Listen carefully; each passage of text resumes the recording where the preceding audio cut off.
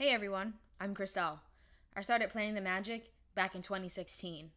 I love my puppy Milo, archery, Disney, and saving money.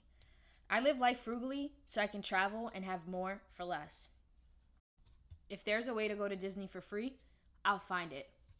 And I'm pretty close.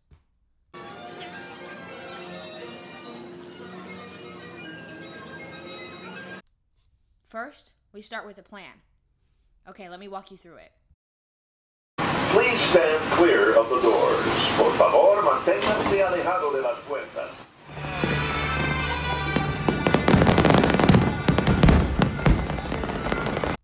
Welcome to my channel. Okay everyone, it's been so long since I've done any type of video. But if you're always looking for up-to-date news on Disney and frugal living, you can always visit my website at planningthemagic.net. Anyway, I'm here today to talk specifically about going to Disney on a budget in 2019. So the first thing I always do, and I do these budget guides every year, the first thing I always do is I ask people how much they think a Disney vacation will be. And I'm telling you, I get hundreds of responses, and I'm grateful for every single response because that kind of shows me the expectation and how much I can help you guys save. So I always focus on a family of 4. Why? Because I feel like that's a good average. You could be a family of 3, family of 2, family of 5, but a family of 4 is a good place just to get started. And if you see the chart that I'm showing you, everyone thinks that it's anywhere between $4,000 and $6,000 for a family of 4 to go to Disney. Now, having a family of 4 doesn't mean you make more money than a family of 2. I mean, you could have one income as a family of 4, and that's perfectly okay. I think that you should be able to go to Disney and have the same vacation as someone who just hit the lotto last month. And that's why I'm here today, to show you how to go to Disney. I didn't hit the lotto last month. I actually work full time. My website is my hobby, believe it or not. And I have a regular American middle class income. So the tricks I show you are the tricks I actually use. For example, I went to Disney for New Year's, and between the two of us, we only spent $575. That means park tickets, food, gas, everything. And everything and the funny part about that is I really only use 2 of my main Disney on a budget tip. When I go for longer vacations, I use more tips, but for this one specifically, we were only actually at Disney for 3 days. So I had to use what I could to save the most money in that short time. But anyway, so we're going to talk about today a 5-night, 6-day vacation for 4, like I mentioned before. And what I've done here is I've put together a short little budget. So I'm going to spend on accommodations, I'm going to spend $215 for 4, transportation $300, souvenirs $100, food $400, park tickets $12. And so my total is going to come out to a little bit over $2,000. Now, just to remind you, almost the majority of my readers said that their vacation for a family of 4 would cost anywhere between $4,000 and $6,000. So we'll say an average of $5,000. Sorry. So this is less than half the average I was receiving, and that really makes me happy because though $2,000 looks astronomical, there's still ways to cut costs here, number 1. And number 2, it's a lot, if you think about it, it's a lot more feasible. And through my website, I go through ways to save money that you don't even feel, ways to live frugally so you have more money to play with. The reason why I started talking about frugal living on my website, just to give you a quick tangent, give you some background, is everyone around me was seeing the way I lived and they didn't understand how I could do it. Like I mentioned before, I have a regular middle class income. I'm 28 years old and I just bought a house. I have a student loan debt up the wazoo. And just people want to know, well, like, how do you do it? How do you do it on your own? And it's because I live frugally. And then I can never know tricks and tips to have a better life and not share it with the people around me. So that's what I do. I've sat down with people and done their budgets for them and found $300 a month. Someone, a single mom who was like, literally, I don't have a penny. I've sat down with them and said, listen, let's really think about it. Let's go through everything you spend. We're going to get down and dirty on this, and we're going to find a way to cut costs, whether it's, a really common way, which is like fixing your cable, and downgrading, stuff like that, or whatever it could be. I took someone from a $200 cable bill to an $80 cable bill. They couldn't get rid of cable 100% because they have kids and they're everything they watch is not on Netflix, but that's still $120 savings a month. But anyway, so $2,227 as seen on the screen is our goal. And the first thing we're going to talk about is where to stay when you go out to Disney on a budget. So to be perfectly honest, the cheapest place to stay at Disney World, or when you go to Disney World, is not within Disney World. Disney knows the value of staying within the parks, and their prices reflect that. I mean, think about the park tickets. Those prices are astronomical, and their hotels are not that much different. So to cut to the chase, the place where you want to stay, if you want to save the most money, is offsite. That doesn't mean you have to stay at a dump or like a small roadway sketchy inn. That doesn't have to happen. And if you like those things, then more power to you. Stay there. There's so many different places to stay. The first website I want to talk about, which is one of my favorite websites, is actually Priceline. I always get the best options on Priceline. I don't know why. So Priceline is what's called an aggregator, and they just bring lower prices from different sites, like the Hilton site, the Wyndham site, that kind of thing. So when you search for a hotel, you want to search Lake Buena Vista. That's where Disney World is, right on the outskirts of Kissimmee.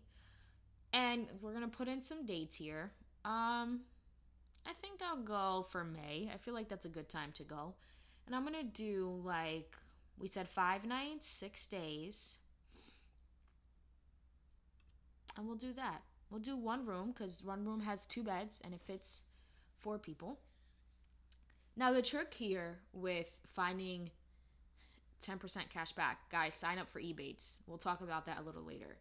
The trick here with finding a hotel on a budget is you kind of have to know, like, your options. So, I mean, obviously some of these hotels, the price is great, and then you're like, ooh, I don't know, this is gonna be nice, like, is 3 stars even enough?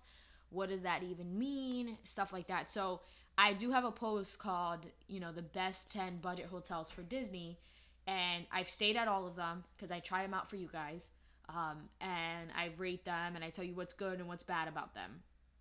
So these are none of the ones I've stayed in. But as you see here, you can get as low as $43 a night. I do write about Main Gate Lakeside.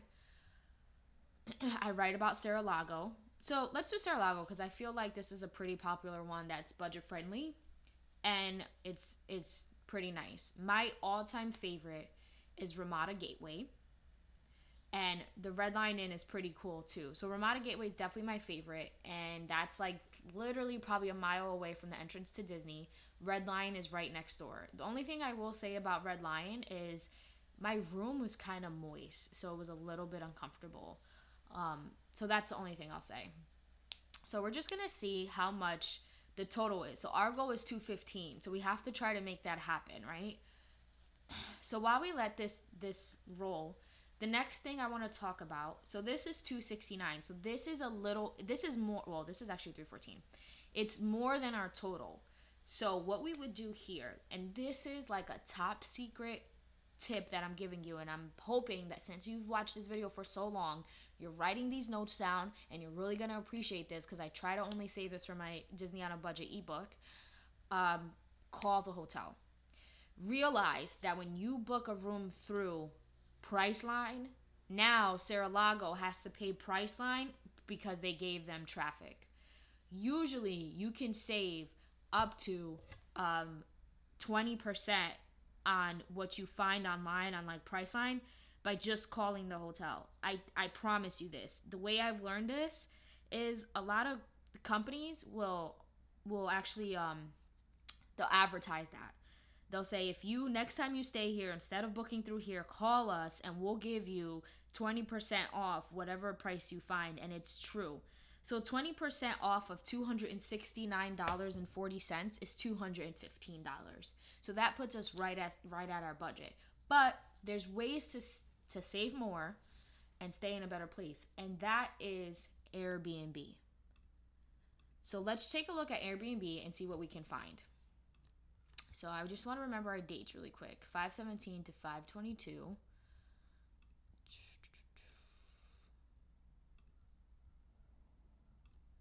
Okay, apply. And we're going to have 2 adults and 2 children.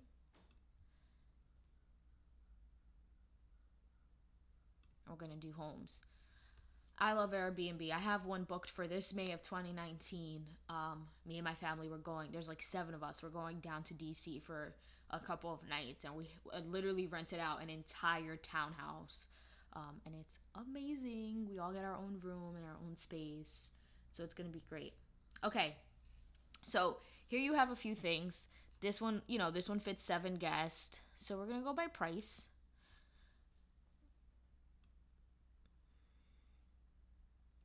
Well, let's get down to $92 a night. Let's see what we can find.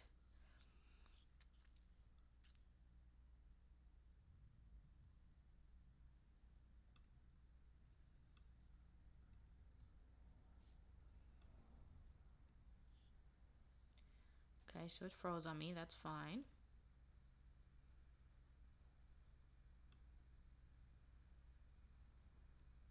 And it's not working. What's happening here? Here we go.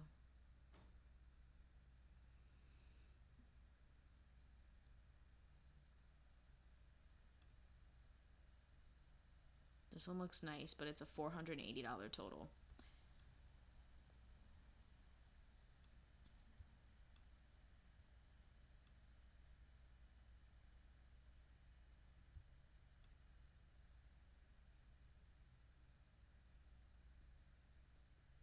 Here we are. $40 a night. $42 a night. $40 a night. $40 a night. So here are some options on Airbnb. It'll give you a little more space. A really good use of Airbnb is to go with another family, or another couple friends, or and split the cost. So let's say, for example, you go with 2 more adults. So now we have 4 adults and 2 kids.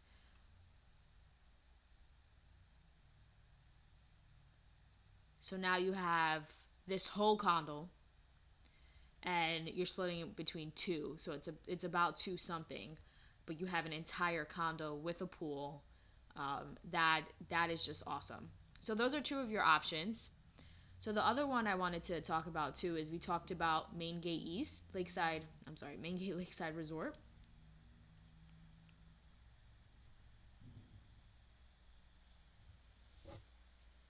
This is also going to be a great option. Let's see, choose room, book. Only 1 left at this price. So if you're going through, these exact dates, you might want to get this booked. And again, with Airbnb and like some of these, finding some of these places, May is just 3 months away, so there's not going to be a ton left. So you definitely want to make sure that as soon as you can, you start looking and booking. A lot of these places have cancellation, and you can book something and keep looking, and then maybe if you find something else, you can cancel. So you want to pay attention to cancellation fees. So I wanted definitely to show you the cheapest way to get to Disney, and these are it. There are different options. You can stay at a Disney resort area hotel that's not owned or operated by Disney. Those are like the Disney Springs Hotel. There's a Best Western. There's a Wyndham. There's a Hampton Inn. You can just look into my guide, and I give you some links with some savings on those resorts. So you definitely want to take a look. So now we're going to move over to transportation. And I don't know if you remember, but our goal for transportation was $300. I'm going to make this nice, short, and sweet. Not very sweet, but nice and short. And tell you that the only way you can get to Disney for little to nothing is to drive. I drove just 2 adults recently in December. I've driven with 3. If you're well rested, it's fine. My drive is like 16 hours. It's probably like 17 or 18 once you account for all the stops, because apparently you have to go to the bathroom way more when you're driving. But driving is the cheapest way. So you just want to put in how long it's going to take you and plan it around that. Now, if you're looking for flights on a budget, I mean, I've flown to Disney for $20 each way. That's not how much I pay every time, but I try to stay below $60 each way when I fly, and it usually works. I do numerous things to save on flights to Disney. I use my credit card points. My credit card of choice, my main credit card, is a Chase Sapphire Preferred. I write about that on my blog. So my last trip in September, where we flew, was 3 of us. I used points to pay for me and my little sister's flights. I have numerous ways to check flights and to find cheap deals. I mean, it's almost like magic. I talk about those in my ebook the most. I try to save like important information for people who actually buy the ebook. It's only $7.99. So, but there's a way to save on flights. Next up is souvenirs. Disney has like the best souvenirs. I mean, I think there's something in the air when you're there. The Mickey ears, the mugs. I have so many mugs, the backpacks, the t-shirts. I have like coffee mugs. Souvenirs can get scary pretty quickly, especially when you start swiping your card. And with kids, of course. I mean, I'm a child myself, and I have little to no control. So the first thing you want to do is get as many souvenirs as you can before you even go to Disney. Buy your shirts at Walmart, at Target, at JCPenney. JCPenney has princess dresses for like 70% off what they're at Disney. If you have a little girl or a little boy who likes princess dresses, you should 100% maybe buy 1 or 2 before you go. Keep the tags, keep the receipts. They might not wear them. But the worst is to get there, and this has happened to people in my family, to get to Disney. They actually did a cruise, and she wanted a dress, and they had to pay like $70 for it because they didn't have one with them, and she wanted one for like all the parties and the dinners. So get as much as you can. Go to Dollar Tree, go to Family Dollar, get little Disney souvenirs. One of the tricks that I love is parents will bring, or grandparents, whoever has kids, will bring souvenirs from home, let's say from the dollar store, like coloring books, crayons, little cup, whatever, from home, and then every morning they'll surprise their kids with 1 to 2 little cute souvenirs. Make them as park oriented as possible. So like I remember I did this with my little sister back in 2012. I bought her this little cup with a straw, and it was spill proof. I think I paid like $6 for it, and she took it with her into the parks, and I would just pour water from my water bottle into her cup. But she loved drinking from it. Even if we got like a soda at a restaurant, she would pour it in her little cup because it had Mickey on it. Like that went a long way, and it prevented her from wanting stuff when we were there. The second thing you want to do is set a strict budget for your souvenirs. I can't emphasize that enough. In fact, just put the money that you're allocating for souvenirs on a gift card. That way, when the gift card taps out, souvenir money is gone. It's hard to like keep track when you're having so much fun and you're like all in the magic and there's so much stuff. So by doing the gift card, it won't leave room for error. On one of my super tight trips, I actually would every night I would literally sit there and count up receipts and like put them in my phone and add them up, and it really kept me responsible and accountable for the money that I was spending. And one day I'd be like, oh shoot, I really overspent here. So last but not least, you ever heard of the 7-day rule? If you want something, just wait 7 days. You might not have that in Disney because obviously your trip comes closer and closer to the end. Disney has this app called the Shop Disney app. You can scan the stuff at Disney stores, put them in your cart, and have them like shipped to home or to your resort or whatever. I use that the most when I want stuff throughout my Disney trip. I'll scan it, I'll put it in the cart, and then at the end, I'll pick and choose what I want. A lot of times I'll go in there and be like, wow, I was really going to buy this $70 blanket, and I'll just delete it because I don't actually need it. So that's a really cool trick I like to use. The next thing we're going to talk about, and we're almost at the end. I'm sorry for talking your ear off, and I hope you find this very, very informational, is your food budget. So just to let you know, a cocktail drink at Disney without tip and tax is like $11, which is standard for, a place like New York City, but, not standard for like a local bar or, happy hour. So every time when I go to Disney, there's this drink I love called the Pina Colada, and it's like a type of pina colada, obviously, and we will buy them and we'll spend like $30 because between the drinks and the tip, it's $30. So the biggest tip I can give you is bring your stuff from home. So if you're driving, pack up a cooler, pack up a bag full of stuff, or get groceries when you're at Disney. You can have them delivered if you're not going to have a car, that's fine. Or you can go to the grocery store. Amazon Pantry is a good tool that I use. That's what I mostly use. Like the last trip when we drove, we bought 2 bottles of wine. We bought like a case of beer. We even bought leftover food. So the day we left, we had like mashed potato and chicken. The leftovers, we packed it into containers and we put it in the cooler, and we drove to Disney. And the next day we had that for dinner again, and we were like on the road food. It was actually so good and so nice to have home food after being in a car for 16 hours and eating stuff like McDonald's and chips and coffee. So that's a cool thing. You can bring fully cooked food if you drive. But yeah, definitely get some foods and try to plan as many meals not at the parks as possible. I do like to splurge for like one meal a day. Usually it's dinner. I'll set a pretty strict budget and I'll try to stick to that. I'll do maybe like $40 for dinner every person per night. So with a 5-night trip, that's 40 times 4 times 5, which my math isn't great, especially when I'm on the spot.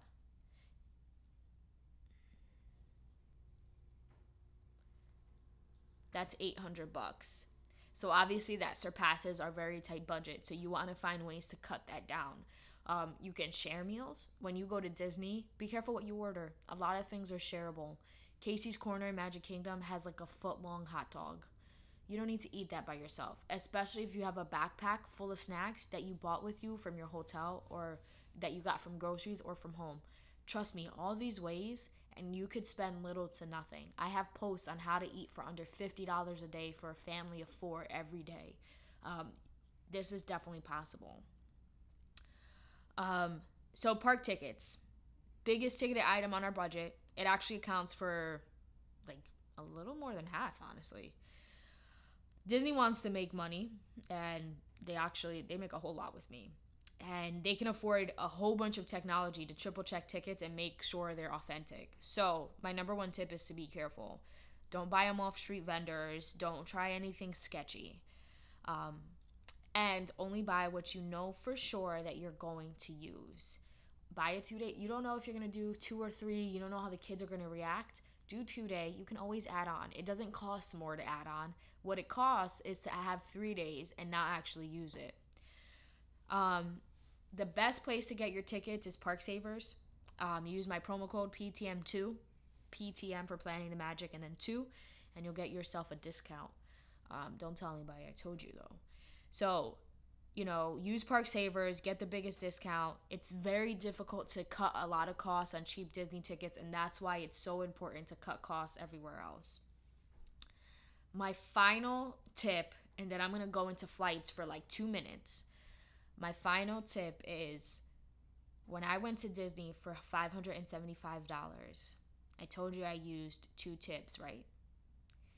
That vacation actually cost me $800. But about $225 was money that I earned for free. So, how did I do that? Well, let's talk about my budget. So, $800, $250 was Disney tickets, $130 was tolls and gas because I drove there. $300 was food, and $120 was the hotel because I only stayed for 3 nights, remember? And I have it written down here, so I want to show you. Here we go. So 25% of my vacation was bought with free money. To be exact, it came from Swagbucks. $120 did anyway. I always talk about this site because it has come in handy for me. I mean, it's been the best thing. I just bought a brand new bed. It only cost me like $130 on Wayfair, but I didn't pay for it because I pulled money from Swagbucks. I love Swagbucks. You take surveys, you watch videos. You can get the app and put videos on and let it play while you're cleaning the house and earn free money. Like, it's insane. I love free money. So between Swagbucks and Ebates, which is what you saw pop up on the right hand corner here, those are the biggest two ways to earn extra money. So what I do with Swagbucks, I try to do $2 a day, which is 200 Swagbucks, $60 a month. My girlfriend does the same thing, so we get $120 a month. That's, I don't know, like I said, I am like a regular American, and $120 is amazing. An extra $120 a month is amazing for me. So definitely get to Swagbucks. I'll put the link in the description below. And yeah, so the last thing really quick we're going to talk about is my favorite tool for flights. So obviously, this is Skyscanner. One of my favorite tools with Skyscanner is it lets you look at a month. So let's say I wanted to go to Disney. Check this out. Whole month, cheapest month. What? It does all the work for you. I mean, it does all the work for you. And let's see what these prices look like, because they're probably going to be pretty nice. $37. You know what? You could thank me now, or you can thank me later. Look at this, $50, $37. How is that possible? But anyway, I want to thank you guys for joining me today. I know that I didn't show my face, so it wasn't like super interesting. You just kind of stared at my screen the whole time. But I wanted to give you as many tips as I could, and a screen share is better for me to show you how to do these things. Again, Dollar Tree for Disney souvenirs, Priceline for the hotel, shop around, get a budget and stick to it. If you don't know anything about Disney, use my budget. My budget is realistic but difficult to attain. It's like the perfect medium. But anyway, thanks for joining me today. Leave some questions down below. I'll answer as many as I can.